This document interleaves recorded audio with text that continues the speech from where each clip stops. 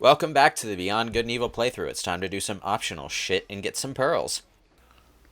Yay, pearls.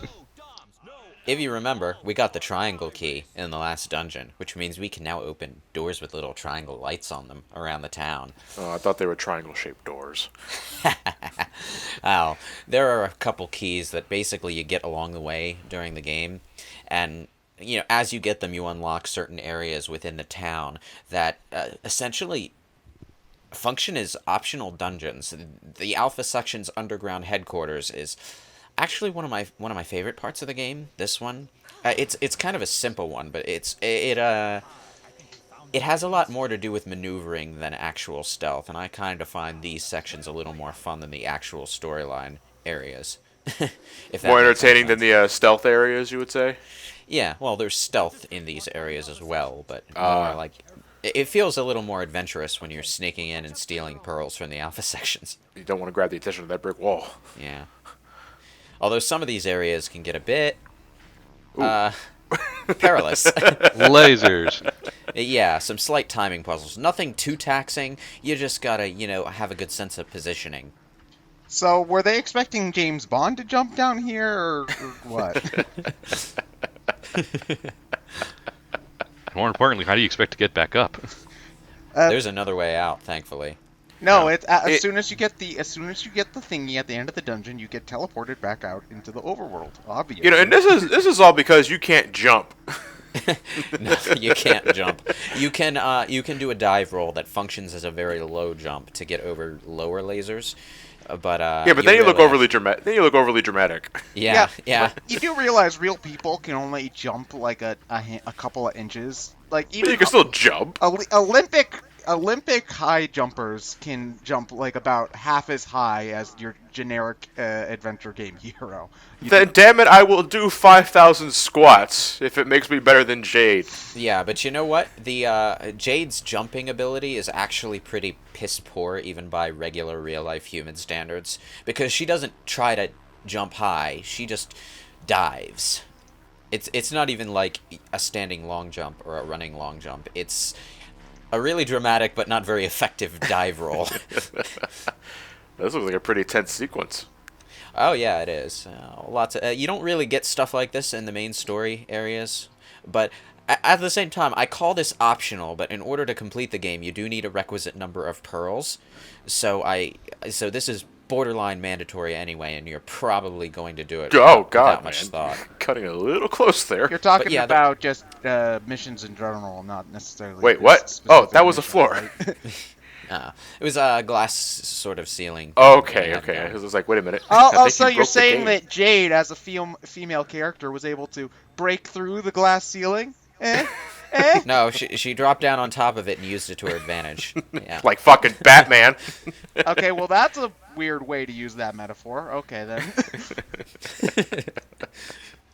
Everyone else is below the glass ceiling. She's the one on top of it. Yeah. Ooh. Maybe it's backwards day, but I like The it. grappling hook. Anyway, yeah, there is some minor stealth, and you see those things hovering in the air there. If you get spotted, they kill you instantly. One shot. Jesus. Also, these lasers are perfectly timed so that they only go off when the guards are about to walk past them, so you have to creep around like directly behind them in order to progress. God, I know like I said this plenty of times, so maybe at least one or two times and earlier, but every time you get behind someone in like a crouching position, they're just waiting for the silent takedown prompt to show up. It's like fucking snap their necks. Well, kick their jetpacks anyway. Yeah. Close enough. Camera gets a little troublesome in these tight spaces. Arkham Asylum, this ain't.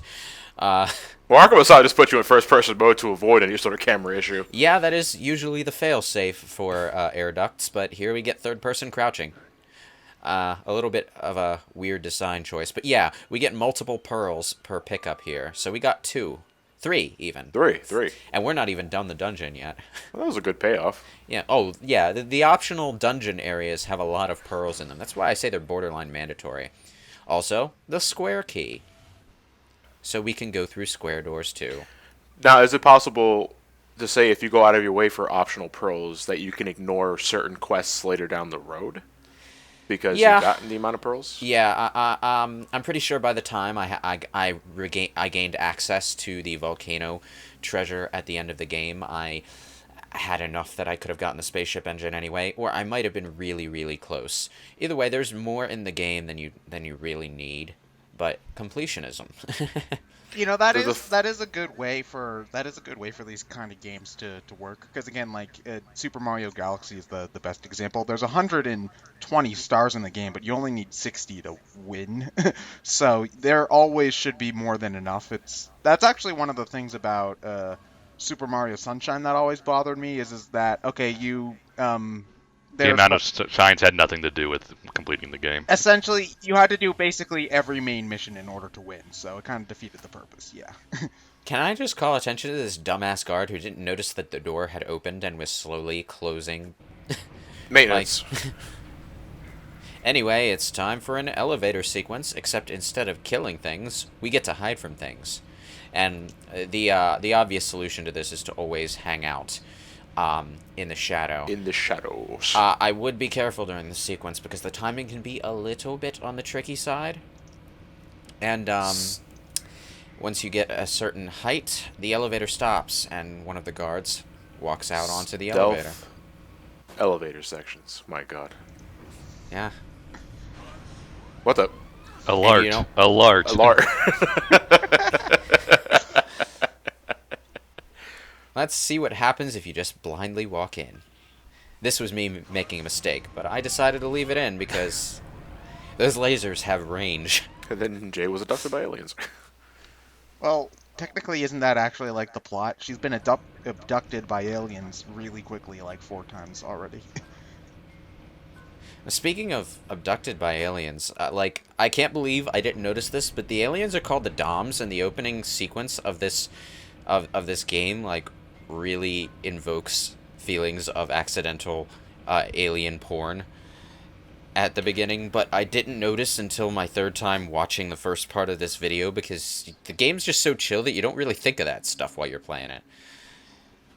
It's weird. The game doesn't really push sex appeal an awful lot, I've noticed, which again is weird for a video game, but Nah. Well, what does the story have to add? Or have to gain, I should say. boobs. Boobs. It doesn't push anything at all. In fact, the only times I ever hear about it are occasionally you'll get someone who finds. Wait, but did Double H just walk through the deadly lasers?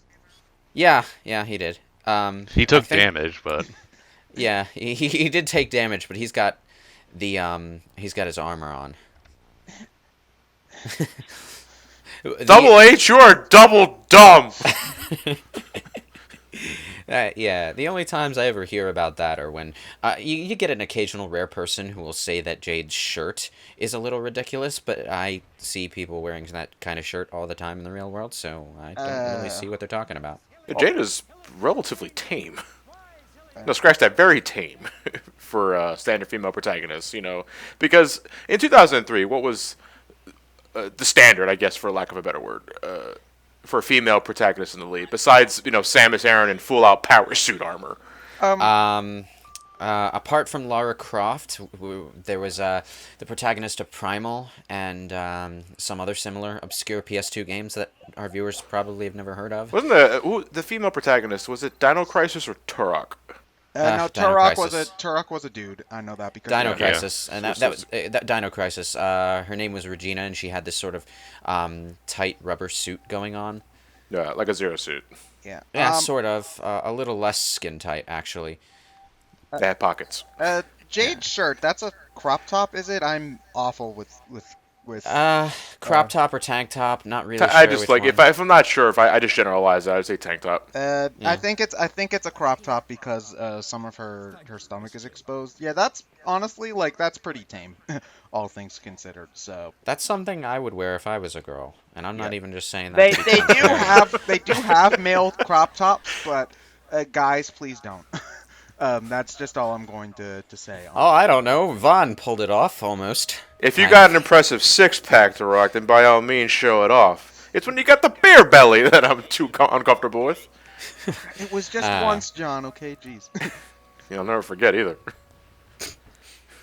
So what does this walrus dude do again? He owns the shop, and he also hides a room at the back of his shop that lets you gain access to the Rebels article disc things. Okay. Yeah, apparently even email newsletters have hard copies in this universe. People in this universe must really hate Steam. It'll never catch on. Well, this is back when Steam, if it was around at all, sucked. Uh, That's a good point. I never really thought of the origins of Steam. Yeah, Steam was pretty bad when it first came out. Well, PC gaming has always pioneered all the stuff that came like 2 generations later for console gamers and was actually good by the time it came, because PC games pioneered it and worked out all the kinks back when it was awful. So yeah, online multiplayer that was around as early as I think Baldur's Gate was able to do some online multiplayer stuff. Oh no, back in the 90s, my dad would play Age of Empires 2 online against people, so... RuneScape, anyone? I can't even get that game to run on my computer anymore. It's so old. My dad played Madden. That's the sad thing, is that a lot of old PC games, you have to work like hell to get them running on a modern rig. Oh, it's funny. Old PC games, like really, really old PC games, we're talking DOS old, are easy as hell to run, because DOSBox is awesome. It's everything in between that era and now that gives you problems. Don't people have to run like virtual machines now to run the old shit? Yeah, I played one of the more obscure spin-offs of the Elder Scrolls series, Redguard, I think it's called. But I had to run a Windows 95 virtual machine to get it to play it all. Oh, Jesus Christ. Yeah, it was something. It was certainly something. Anyway, do you remember the passcode that we were given by a guy who was sitting up in an upstairs room at the bar and was complaining about how his life was ruined and all that? Well, we can actually use that now that we have the square key, because it's in this shed right here. Speaking of the keys, though, and the Xbox version, is it the A, B, X, and Y keys? What? Button interfaces. Oh, right. Yeah, I suppose, but That means he doesn't know. I haven't played it on those systems, and all the passkeys are just letters and numbers that you type in, so, yeah. And tonight's winning numbers are W. What? I'm sorry, I had to double check the password. Yeah, as you can't just automatically enter these codes in, you have to, oops. That's not the fucking right code! Maybe if I smash my head against the glass, it'll break. Oh, man. I like how dramatic it is about you getting the code right, though. Also, I believe there's some crumbs in the bottom of the thing. I'm not really sure if that does anything, but it kind of reminds me. And I haven't eaten in a long time. Yeah, it kind of reminds me of that one storage case in the last dungeon where there were crumbs down there, and you could sit a nacho down and lure out some bugs to take a picture with. I don't know if you can do the same thing there though. You allow the bugs to eat the nacho in front of their face and then shoot them. Yeah, there's a whole other secret area. So yeah, by the power of editing, I spared you the pain of backtracking. That totally wasn't a lazy cut at all. I forget to ask, but you're in a totally different town right now, right? No, same town. There's Same only ta- one town. But there is a day and night system. Yeah, somewhat, kind of. How long is For a whatever it's worth. day in the life of... I never bothered to time it, Okay. but it doesn't pass by too quickly. Is it merely cosmetic? Yeah, there's nothing in the game that nothing. Aw, Jade, you're supposed to duck under the lasers. Yeah, but there's no there's nothing in particular that requires you to do a thing at night or during the day. Yeah, this ain't Ultima 5. This isn't even gold and silver.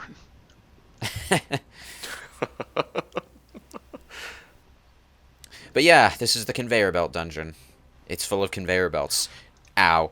Not particularly engaging compared to the last one, I've got to be honest. Well, this one looks like you're more fighting the control than you are timing shit. Yeah, and to be honest, this kind of feels like it was designed for Jade if she had a jump button. Oh, damn it! It's like we got this dungeon here, and we're gonna give her a jump button. We don't got time for a jump button. Fuck it, leave the dungeon anyway. Well, I'm pretty sure Beyond Good and Evil actually does use all the buttons on the controller, so not having a jump button isn't the most, egregious thing. Yeah, finding a compromise, I'd imagine, wouldn't take too long to figure out if you decided to add a manual jump. Yeah. It's just, sometimes having a jump button in a game is completely and utterly useless. Yeah. Like, some people really want to be able to jump in the 3D Legend of Zelda games, but I personally just don't see the point. I think as long as you're not trying to make your game a platformer in any sense, then it's fine. Because the Arkham games don't have a jump button either. Well, you also have a grapple hook. Also, Yes, no true. matter no matter whatever like the Batman bullshit you're going to give, I severely doubt that Batman will be able to jump more than like 3 inches with all that shit that he's wearing. You gotta play Arkham Knight. He gets really fucking high when going into his Batmobile. Well, does he have his bat jet boots on or something? Maybe. Oh, well, Batman in Arkham Knight gets his gear from Lucius Fox, so we get straight up Nolan movie. Yeah, and one of shit his there. prerequisites is, can I install a jet booster on it? Even if it's something that doesn't need it, like a toothbrush. Can I drive it up walls? At least he can turn his head. Yeah. Anyway, we have ourselves another pearl here. Actually, I think this is the only pearl down here. Did I pick up any pearls while we were talking about other stuff? I don't think I Nope. did. Besides the one in the optional dungeons and the ones inside the passcode area, I think. There was some kind of weird traffic going on with some cases and a pearl. I took the pearl. I like how she has dialogue specifically to update Double H on what she was doing while he was waiting around. They bothered to do that, but they didn't give Double H an answer. Like, I found a pearl, Double H. There, that's nice. yeah, it's like for 2 seconds they were thinking of trying to turn that dungeon into the start of some kind of subplot, but then just gave up. Is all this, you're still doing all the optional dungeon shit, right? Yeah. Yeah. Because one thing, even if it is optional, I would have liked a little more small talk between Jade and Double H. Yeah. Yeah, and there's only one optional mission that actually contributes anything to the story. It's much later on, and actually, the cutscenes and the sense of danger in that particular optional area are so awesome that you actually see that in most of the trailers for the game. It's if you watch Beyond Good and Evil trailers, there's a really commonly shown off scene where you're running across exploding rooftops, being chased by Alpha Section soldiers, and some really low, high stakes looking stealth segments. It's all from that one mission. Yeah. Yeah. I always think a little bit of small talk can really help enrich the atmosphere of the game. I don't need too much of it because I don't want, fucking Sonic Heroes or Boom. Well, no, And- okay. The Oh no, wait, I should elaborate. In Boom, I didn't mind when they talked about their area, like the characters' opinions on the stage. It's like bounce pad and shit. That's what I hate. Okay, Yeah. I'd say it's the difference between Sonic Heroes and Kid Icarus Uprising, because Kid Icarus Uprising has all scripted dialogue. Yeah, and I love that stuff. It's repeated canned phrases that tend to be annoying. Your bounce pad, look at all them Eggman robots jump on top of the Hydra's back kind of bullshit. That's Yes, what tends to annoy exactly. people. If you script shit, that allows it to be just as polished dialogue as it is like in a standard cutscene. So Yeah. But even that, I would still say you also don't want to have too much of that either, because you don't want to be talking each and every single fucking room. Well, Yeah. not in this kind of game. I don't. No, not in this kind of game. Because I remember back in this past E3, that one game they were teasing with the girl, the hunter girl. Yeah, I know that's what you're Sony's talking one. Yeah, and that's great and all, but I think one of the common complaints, and it was a complaint of mine too, is that she wouldn't shut up. Oh no, I got severe Xenoblade flash, but now it's right. I'm really feeling it. What a bunch of jokers! you probably hate Xenoblade if you hate that kind of stuff, because nobody shuts up in Xenoblade. It's not a game breaker; it's just a pet peeve. Oh, no. At the same time, in Xenoblade, it's all really quotable, so it gives the game a bit of narm charm in that case, but that's an unintentional effect. But when it comes to in-game dialogue, the real sticking point for me is timing. You gotta have the dialogue programmed to go off at the right times during gameplay, like that shit in the Mighty Number 9 demo, where the dialogue during the fire boss was drowning out the sound cues you needed to play the game. Ugh. That's a problem. Fucking hated that. The Could be worse. Could be X7.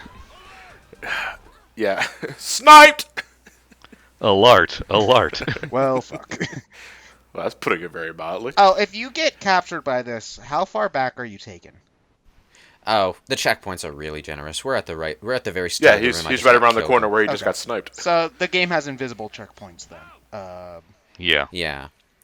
Now, in this area, you actually it like sneaking around is viable, I suppose, but you actually just want to snipe the guy in the back when his back is turned, because that stuns him and he'll wander around. And since there's no one to help him, he'll just fumble around until you get to him and kick him in the back. Is there a recovery time for that? Like, after a while, will he recover? I don't believe so, but he will recover if he has a buddy there to help him. Yeah, so if there are 2 guards in a room, or more guards in a room, you want to get them all before they notice that someone has been stunned. And that's not always possible. Like I say, the stealth sections in this game are usually basically puzzles with one solution. Yeah, because it looked very difficult to get through that section without being seen the way you were trying to do it the first time. Yeah. Ooh, the camera is a bit fixed in this area, and it's not all that graceful about camera angle switching. When you have a fixed camera perspective in any game, you gotta be graceful about the perspective change. It's a prerequisite. Either that, or do what Final Fantasy did and just have a load screen between every perspective. That way, no one has a chance to get disoriented at all. Or at the very least, between the transitions of rooms, there's like maybe something like a hallway that slowly changes the camera to what it wants you to have for the next room. Yeah, that's always a possibility. Don't make it instantaneous like pre-rendered backgrounds and shit.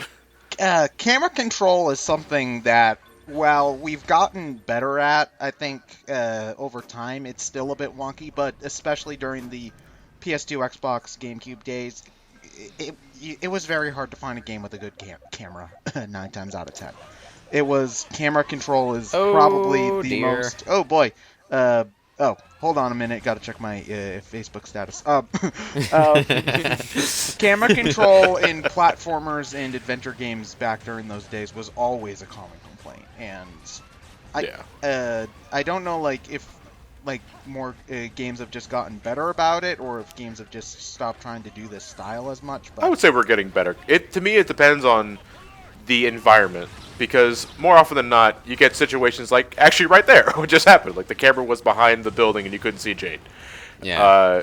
If your environment is very cramped, then you gotta mitigate the issue with a camera that's really close to the character. In an open area like this, you can afford to have it pulled back, but it really just depends on what you have in for environments. Yeah, Well, a lot of fixed camera perspectives, when people talk about them, they talk about how cinematic it was. See any argument about Resident Evil ever. But the real advantage to a fixed camera perspective, as far as I'm concerned, is that it allows the game designer to position the camera in a place where it always works. Yeah.